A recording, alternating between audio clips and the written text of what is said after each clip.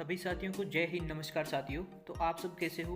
आशा करता हूँ कि आप सब अच्छे होंगे और स्वस्थ होंगे। तो साथियों, आज की जो हमारी क्लास रहेगी वो एसएससी जीडी जीके से संबंधित रहेगी। तो इस क्लास के अंदर आज जीके से संबंधित 10 मोस्ट इम्पॉर्टेंट क्वेश्चन है जो पूछे जाएंगे। तो आप क्लास में अंत तक बने रहिएगा और अगर आप चैनल पे नए हैं तो चैनल को सब्सक्राइब कर लीजिए और घंटी के बेल आइकन को प्रेस कर लीजिए, क्योंकि इस पे जीके से रिलेटेड वीडियो डेली अपलोड किए जाते हैं। तो चलिए साथियों, बिना देरी किए हुए हम चलते हैं उन 10 मोस्ट इम्पोर्टेंट क्वेश्चन की ओर।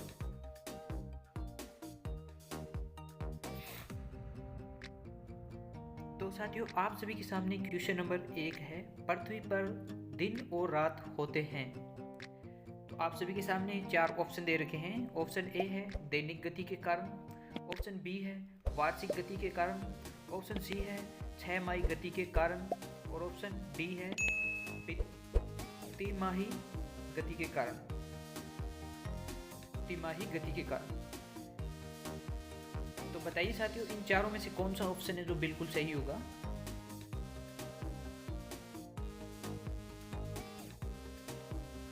तो साथियों, इन सभी में से ऑप्शन ए है जो आपका बिल्कुल राइट आंसर है। तो इसी के साथ चलते हैं साथियों नेक्स्ट क्वेश्चन की ओर।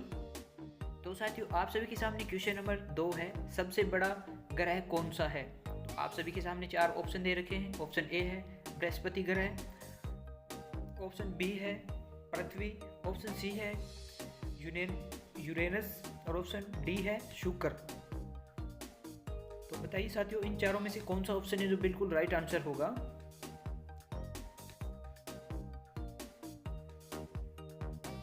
तो साथियों, इन सभी में से ऑप्शन ए है जो आपका बिल्कुल राइट आंसर है।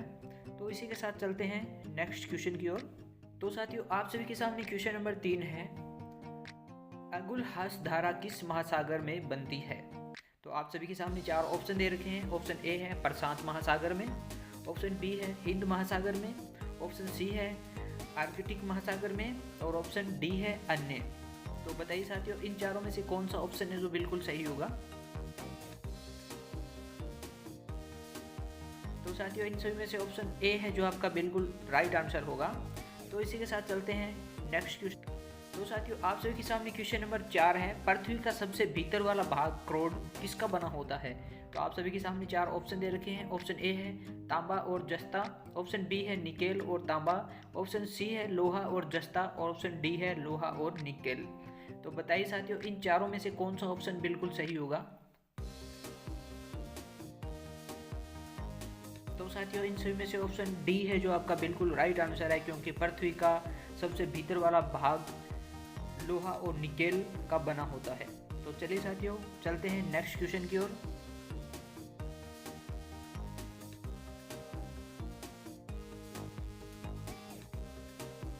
तो साथियों, आप सभी के सामने क्वेश्चन नंबर 5 है, मैग्नीज के उत्पादन में भारत का दूसरा स्थान है, प्रथम देश कौन सा है?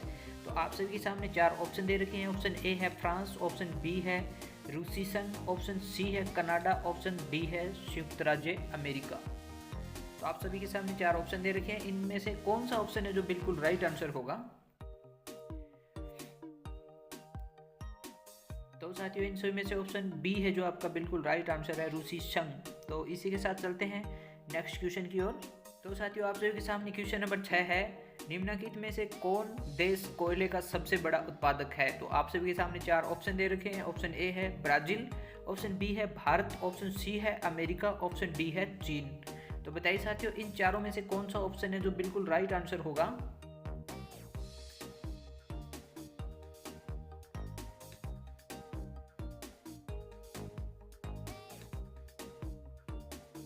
तो साथियों, इन सब में से ऑप्शन सी है जो आपका बिल्कुल राइट आंसर है, अमेरिका। तो इसी के साथ चलते हैं साथियों नेक्स्ट क्वेश्चन। तो साथियों, आप सभी के सामने क्वेश्चन नंबर 7 है, 1857 के गदर के समय भारत का गवर्नर जनरल कौन था? तो आप सभी के सामने 4 ऑप्शन दे रखे हैं। ऑप्शन ए है लॉर्ड कैनिंग, ऑप्शन बी है नील आर्मस्ट्रॉन्ग, ऑप्शन सी है जॉन मथाई, ऑप्शन डी है अन्य। तो बताइए साथियों, इन चारों में से कौन सा ऑप्शन बिल्कुल सही होगा? तो साथियों, इन सब में से ऑप्शन ए है जो आपका बिल्कुल राइट आंसर है। इसी के साथ चलते हैं नेक्स्ट क्वेश्चन की ओर। तो तो साथियों आप सभी के सामने क्वेश्चन नंबर 8 है। भारतीयों के लिए नारा किस संस्था ने दिया था? तो आप सभी के सामने 4 ऑप्शन दे रखे हैं। ऑप्शन ए है अशासकीय संस्था, ऑप्शन बी है आर्य समाज ने, ऑप्शन सी है ब्रह्म समाज ने, ऑप्शन डी है अन्य। तो बताइए साथियों इन चारों में से कौन सा ऑप्शन सही है?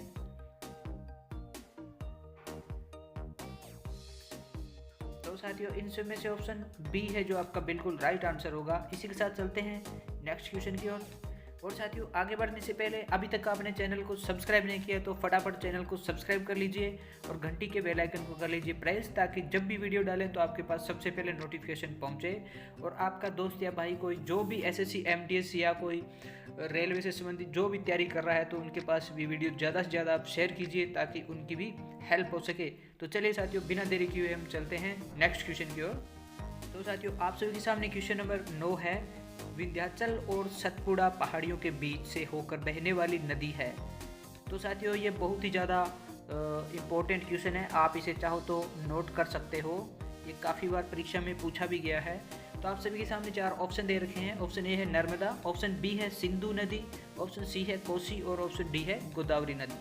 तो बताइए साथियों इन चारों में से कौन सा ऑप्शन है जो बिल्कुल राइट आंसर होगा?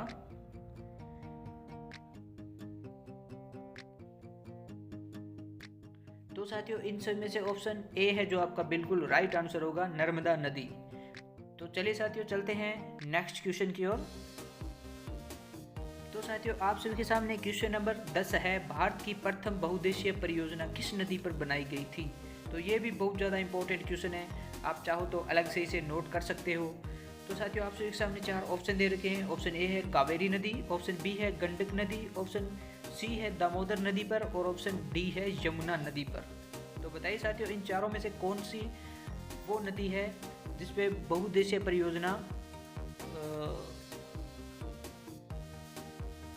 बनाई जाती है? तो बताइए साथियों इन 4 ऑप्शन में से कौन सा ऑप्शन सही है?